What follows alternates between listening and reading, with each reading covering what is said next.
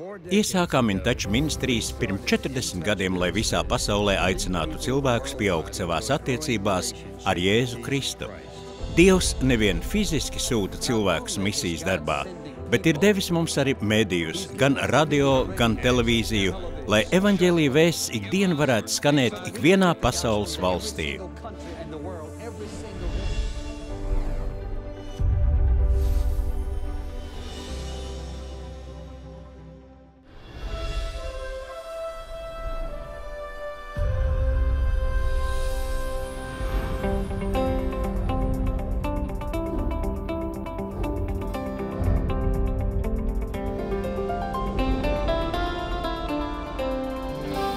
InTouch ministrija svin savu 45. uzticības gada dienu. InTouch kopā ar doktoru Čārlzu Stenliju sludinot evaņģēliju pasaulē. Tūlīt svētruna stāvēt stipram un pārliecinātam lūgšanās. Dzīve sagādā visdažādākās problēmas, un dažreiz mēs nezinām, kā uz tām reaģēt. Reizēm mēs domājam, Kungs, kur tu esi? Kāpēc tu neko nedari? Kungs, ja tu tiešām mani mīli, tu to nepieļautu. Tu man atklātu, ko šajā dzīves brīdī man darīt. Mēs esam apjukuši, mēs skaidri nezinām, ko darīt, bet vienmēr ir tikai viena lieta, kas katru reizi ir vienīgā pareizā lieta, ko darīt. Par to es vēlos šajā svētrunā runāt. Jo mums ir raksturvieta, faktiski visa grāmata ir par to, kā katru reizi rīkoties pareizi. Tāpēc es aicinu mūs visus kopā pievērsties Nehemijas grāmatai. Iespējams, jūs domājat, tā taču ir praviešu grāmata. Ko mēs no tās varam uzzināt? Kā pareizi rīkoties ikvienā situācijā? Jūs tūlīt to sapratīsiet. Nehemija ir ķēniņa Artakserksa dzērienu padevējs. Viņam bija precīzi jāzina, kādu vīnu ķēniņš vēlas, jāpārzina visa dzērienu pasniegšanas etiķete, un viņš bija arī tas, kurš varēja pateikt, vai ķēniņu drīkst satikt vai nē. Tātad no vienas puses viņi varēja būt draugi, bet no otras puses ķēniņš ir ķēniņš. Tad no Jeruzalemes pie viņa nāca viņa brālis un vēl daži, lai teiktu, Nehemija, Jeruzalemē pilsētas vārti ir nodedzināti un mūris sapostīts. Pilsētā valda hauss un viss izskatās slikti. 140 gadus atpakaļ Babilonijas armija bija nopostījusi mūri un vārtus sadedzinājusi. Viņi nogalināja daudz cilvēkus un daudz aizveda gūstā. Pagājuši 140 gadi un mūris joprojām nav atjaunots. Jebkurš ienaidnieks varēja viegli viņiem piekļūt. Pirmajā nodaļā, sākot ar 4. pantu, mēs lasām,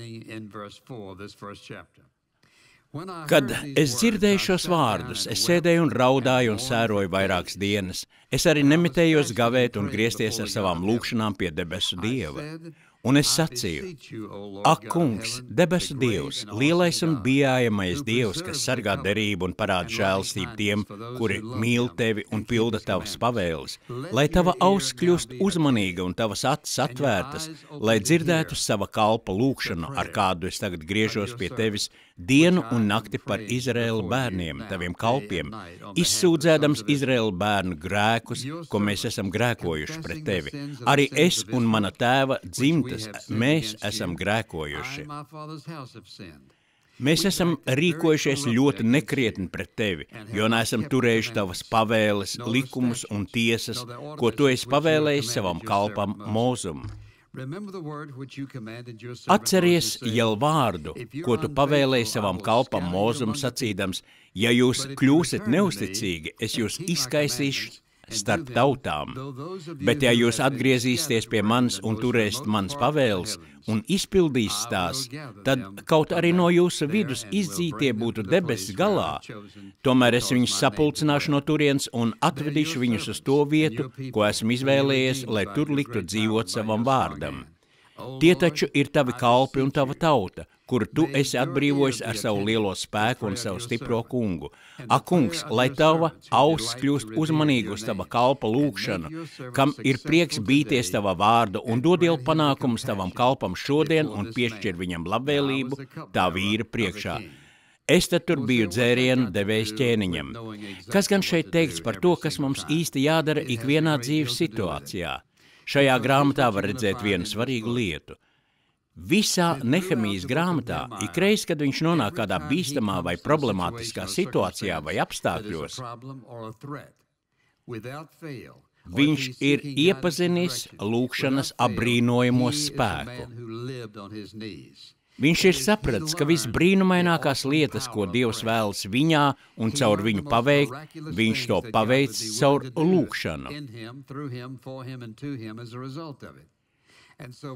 Mēs esam visstiprākie un pārliecinātākie, kad esam uz saviem ceļiem. Lūgšanā mēs spējam visvairāk ietekmēt un piedzīvojam vislielāko spēku un enerģiju. Lūgšana ir tas rīks, ko Dievs mums ir devis, lai mēs varētu viņu sasniegt, lai varētu runāt ar viņu, prasīt viņam un saņemt no viņa. Tā ir viena no lielākajām svētībām, ar ko Dievs mūs svētīs, un ko mēs bieži uztveram kā pašsaprotamu un nepareizi pret to izturamies. Kas notika Nehemijas dzīvē? Viņš prata ar Dievu sarunāties. Viņš zināja, kā Dievam piekļūt. Viņš zināja, kas ir jādara, un šajā grāmatā mēs redzam brīnumus. Raksti mums atklāja, ka no rīta viņš ieradās pie ķēniņa noskums, un ķēniņš viņam jautāja, kāpēc esi tik noskums? Bībelē ir teikts, ka ķēniņš viņam to jautāja, viņš lūdza Dievu. Pirms atbildēt ķēniņam, Nehemija lūdz Dievu. Viņš stāv valdnieku priekšā, tā ir liela iespēja un liela atbildība atbildēt pareizi uz jautājumu, kāpēc esi bēdīgs. Viņš izstāsta ķēniņam par situāciju Jeruzālemē.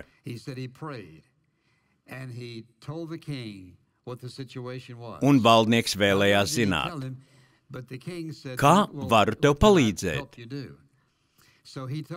Nehemija atbildēja, man ir nepieciešams tik un tik baļķu, dažādi materiāli un rīki, un vēl mums garajā ceļā uz Jeruzālemi ir nepieciešama aizsardzība, lai kāds neuzbruktu, un ķēniņš piešķīra viņam visu, kas bija prasīts. Viscaur šai grāmatā notiek tieši tas pats, uzzinot no brāļa par apstākļiem Jeruzālemē, viņš lūdz, pirms dot atbildi ķēniņam, viņš lūdz, tas notiek visu laiku. Tad Nehemija devās ceļā un nonāca Jeruzālemē, viņš atkal lūdza pēc Dieva prāta un gudrības, kā šo milzīgo uzdevumu izpildīt. Un kad viņš bija aprunājies ar dažiem cilvēkiem, viņš ienāca šajā situācijā. Nevienu pat nepazina, vismaz sākumā es domāju. Viņš ienāk šajā situācijā, kur viņam jāuzņemas pār visu atbildība. Ļoti sarežģīta situācija. Tu gribi teikt, ka ieradies pie mums un tagad teiks, kas mums darāms? Runājot ar cilvēkiem, viņš nemanāmi mēģināja izpētīt visu, un kad viņš ar tiem runāja, tie viņam sāka piekrist. Un tad viņš teica, celsimies un atjaunosim šo. Pār viņu bija Dieva gars. Tātad mēs visu laiku redzam Nehemiju uz ceļiem Dievu priekšā. Viņš kļūst arvien pārliecinātāks savā spējā ietekmēt cilvēku viedokli. Viņš kļūst arvien stiprāks, stājoties pretim un tiekot pāri arvien jauniem šķēršļiem. Tas pats Dievs, kas bija Nehemijas Dievs, ir arī mūsu Dievs. Bībelē teikts, ka 52 dienu laikā viņi šo mūri atjaunoja. Kā viņi to paveica? Viņš nebija mācīts kādā inženierzinātņu augstskolā.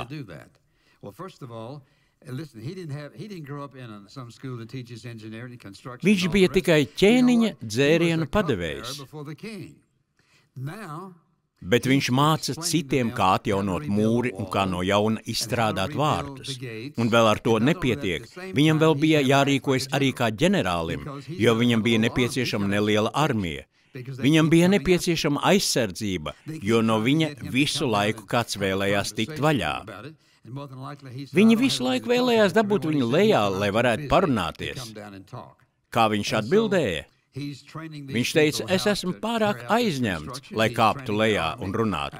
Viņš māca cilvēkiem, kā šo konstrukciju būvēt. Viņš apmāca armiju, kā vienā rokā turēt instrumentu un būvēt, bet otrā rokā instrumentu, ar ko aizstāvēties.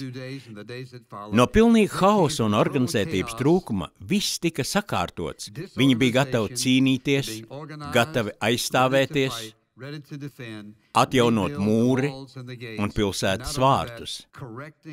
Viņš sakārtoja arī finansiālo situāciju, attiecības tika savestas kārtībā un viņi atjaunoja ziedošanu un kalpošanu Dievam. Tās bija 52 dienas atzimšanai. Un kā tas viss varēja notikt? Viens vīrs, kurš bija apņēmies dzīvot savu dzīvi uz ceļiem, bija kļuvis tik garīgi pārliecināts un stiprs, un ne tikai savā spējā un prasmēs apvienot cilvēkus, izaicinot viņus un sakārtot lietas, viņš izaicināja viņus pilnīgi visās lietās.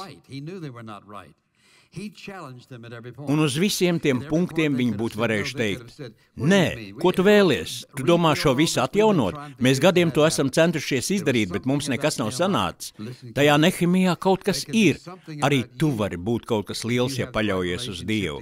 Tavs Dievs var izmantot tevi, ja paļaujies uz viņu, ja tici, ka viņam visas lietas ir iespējamas un ja seko viņam ikvienā lietā.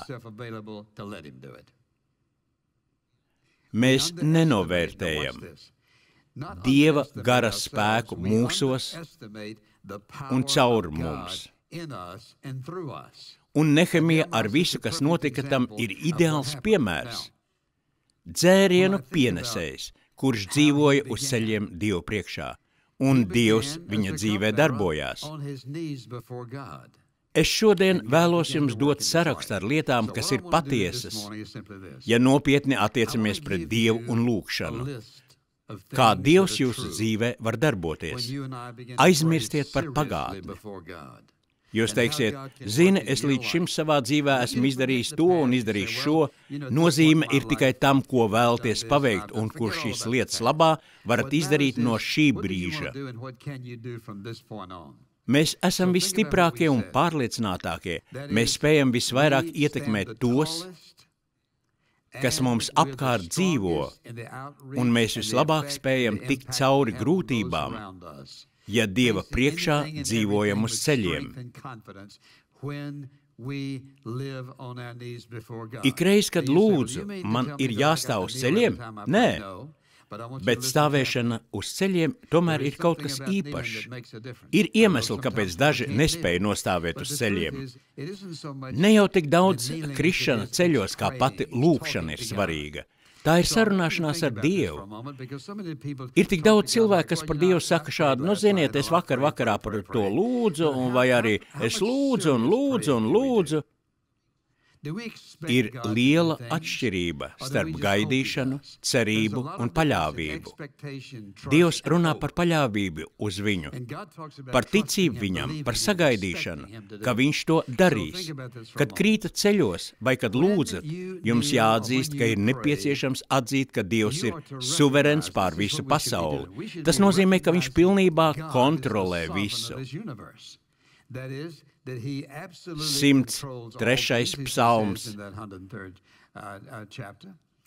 Tas kungs ir debesīs uzcēlis savu troni, un viņa ķēniņa valstība valda pār visu.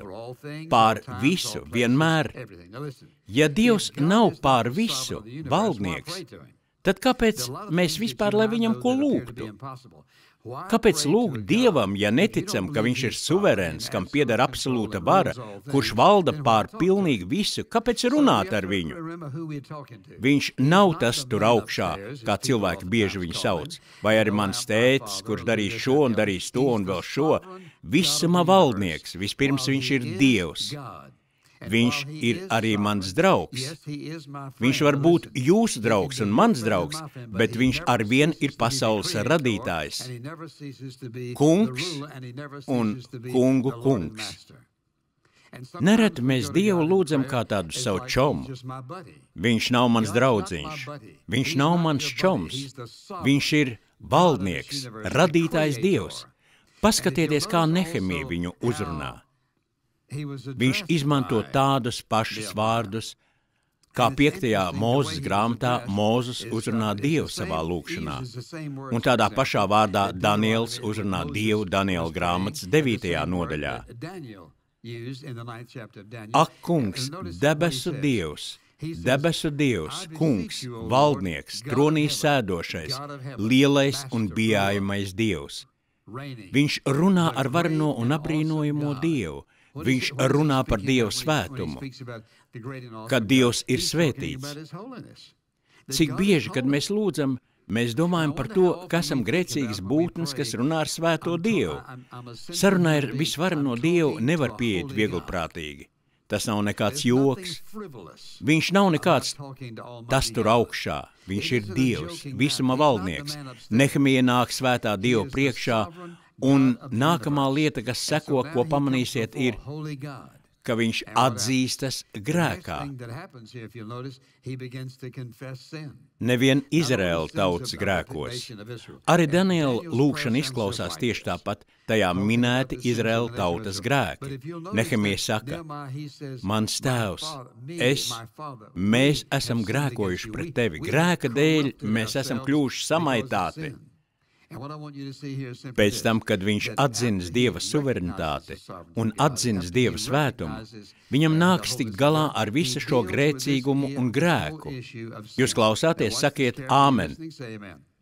Sirds tīrība un Dieva spēks ir savā starpā saistīti. Ja vēlies savā dzīvē piedzīvot Dieva spēku, tev nepieciešama šķīsta dzīve. Tas nenozīmē, ka nekāda grēka vai nevienas kļūdas tavā dzīvē nebūs. Tas nozīmē, ka būsi jūtīgs attiecībā uz grēku, ka tu pievērs uzmanību tam, kas tavā dzīvē attur Dieva spēka izpausmi, un tu cīnies ar to un sakārto. Ja Dievs mani pārliecina par grēku un es to atzīstu un no tā atgriežos, tad man par šo grēku nav prieka. Es pie tā vairs neturos. Es vēlos no tā atbrīvoties. Tāpēc ir nepieciešams izlīdzināties Dieva priekšā. Mums vispirms ir jāatzīst savu neatbilstību un netaisno stāvokli viņa priekšā. Ko Nehemija domāja, kad Dievs viņam teica, Nehemija, es tevi sūtu, celies, es tevi sūtu? Pirmais, ko padomāja, kas es esmu? Cik bieži mēs visu šo jautājumu esam nodomājuši? Kas gan es esmu? To pašu Mūzes jautāja Dievam, to visi Dievu kalpi ir jautājuši, kas gan es esmu? Jūs teiksiet, vai tad tas ir grēks domāt, ka es esmu nepiemērots? Nē, tas nav grēks. Kad domājam, ka esam nepiemēroti, ko mēs darām? Atzīstam viņa abrīnojamo spēku, svētumu un mūsu grēcīgumu, savu cilvēcisko stāvokli Dievu priekšā, cik nepiemēroti mēs esam darīt to, ko Dievs no mums sagaida. Viņš pazīst tev pilnībā. Tev nav iemeslu, ko celt Dieva priekšā, lai attaisnotos, kāpēc ko nevar izdarīt. Ja Dievs ir tevi aicinājis kādā uzdevumā, tu nevari teikt, nē, es to nespēšu. Tādā veidā pasaki, ka Dievs ir kļūdījies un ka Dievs nepārzina situāciju, un tu ar to atklāji, ka tavuprāt Dievs nepazīst tevi labāk par tevi pašu. Vai nepiekritīsi, ka tas ir absurds? Tāpēc viņš ir devis svēto garu. Viņš saviem mācekļiem teica, gaidiet Jeruzalemē, līdz saņemsiet spēku no augšienes. No vasaras svētku dienas ik viens ticīgs cilvēks, kurš ir uzticējies Jēzum Kristum kā savam glābējam, ikvienā ticīgajā ir iemājojis svētais gars, kas sagatavo un spēcina. Tātad šī neatbilstības sajūta bija vajadzīga. Tā ir jāpiedzīvo. Kāpēc Dievs pieļauj, ka jūtamies neatbilstoši, lai vilktu mūs vairāk pie sevis? Jo nepiemērotāk mēs jūtamies, jo vairāk mēs lūdzam. Un tā ir tā neatbilstības sajūtas svētība. Es nāku pie viņa un saku, Dievs, tu zini, ka es ar šo bez tevis nevarēšu paveikt. Man ir nepieciešams, manā dzīvē ir vajadzīgs tavs apbrīnojamais spēks, lai es to varētu paveikt. No kā radās Nehemijai pārliecība? Kāpēc viņš bija tik spēcīgs? Un kāpēc citi viņam sekoja? Kāpēc brīnumainas lietas varēja īstenoties? Tāpēc, ka šeit kāds vīrs tiek sūtīts paveikt to, kas šķietami viņam nebūs pa spēkam. Kāds teiks, jā, es nejūtos piemērots. Es ticu, ka Dievs to vēlas, bet tad man šeit jums ir jautājums. Vai domā, ka Dievs tevi aicinātu darīt ko tādu, bet tad tevi pilnībā no tā aizvestu prom? Ja vēlies, lai tavas lūkšanas tiktu atbildētas, tev ir jāizrāda vēlme būt Dievam noderīgam to īstenot. Jūs teiksiet, nē, kāpēc nē? Nevar taču teikt, ka Dievs tev nepalīdzēs to izdarīt. Es nezinu, cik daudz lūkšanu Dievs atbild, bet kad mēs lokam ceļus lūkšanā, gan jums, gan man ir privilēģija piedzīvot dievišķu spēku, svētā gara spēku, spēku, kas mūs dara spējīgus. Dievs nedod spēku tā, kā mēs citam atdotu savu sīknaudu.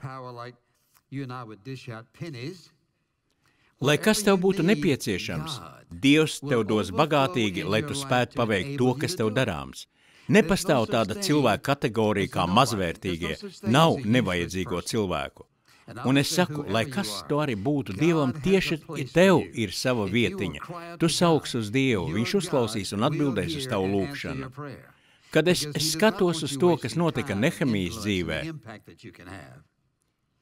viņš piedzīvoja dažādas grūtības, bet viņš iepazina arī Dieva spēku. Viņš vēlas, lai jūs sevi uzlūkojat tā, kā Dievs jūs redz. Viņš redz to, kas ir jūsos un ko jūs spējat paveikt. Un ne jau paši savā spēkā, Dieva gara spēkā. Mēs piedzīvojam vislielāko spēku savā dzīvē un enerģiju un spēju stāvēt pretī ikvienai un katrai dzīves situācijai, kad mēs stāvam uz ceļiem. Tā ir visa atslēga, tas ir mūsu avots, tas ir virziens un tā ir Dieva griba, un par šo viņa plānu nekā cita labāka nebūs. Bet nu tad ir jautājums. Ko man darīt? Vispirms jums ir jākrīt ceļos un jālūdz Dievam piedošana, ka esat aizmirsis, ka viņš ir kungs un suverenais valdnieks. Visu, ko Nehemija paveica, vai tas bija viņa izcilās izglītības dēļ? Nē, bet tāpēc, ka viņam bija attiecības ar tēvu, kam viņš uzticējās. Viņam bija jāparūpējas arī par savu sirdi, lai tā būtu tīra, jāatzīst savu nespēku, jābūt pieejamam Dievam un zināt, ka viņam ir pieejama Dieva vadība un Dieva redzējums. Viņam bija jāuzticas, ka Dievs padarīs viņu spējīgu caur savu garu paveikt to, uz ko Dievs viņu ir aicinājis. Ja Dievs jums šodien teiktu, es tev došu spēju paveikt jebko, ko dzīvē izvēlies, ko jūs izvēlētos? Ja jums būtu tikai viena iespēja, ko jūs izvēlētos? Tagad, kad esat šo vēsti dzirdējuši, jums paliek izvēle, kā reaģēt uz šo patiesību. Daudz no jums ir ļoti talantīgi un spējīgi, bet nekad neesat domājuši kalpot Dievam.